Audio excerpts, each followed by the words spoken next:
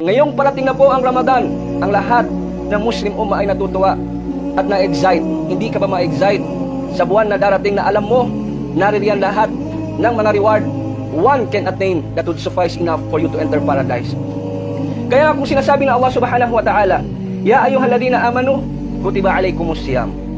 O kayong mga naniniwala, o you who believe, fasting had been prescribed to you, had been decreed to you. Ang pag-aayuno po, sabi ng Allah, yan ay na-part na sa inyo. Sabi ng mga iba, aba, ang hirap hindi makakain. Hindi ko kaya yan. Hindi ko kaya ang pagsubok na yan. Hindi ko kaya ang gawin ang inutos ng Allah subhanahu wa ta'ala. This is not a new thing. Hindi po ito bago. This has been done of those who came before us. Nagawa na po ito ng mga nauna pa sa atin. Kasi sabi ng Allah subhanahu wa ta'ala, kama kutiba ala alladhina min qablikum. Yung mga nauna sa atin nagpa-fasting din. Ngunit wala tayong narinig na nagreklamo sa kanila.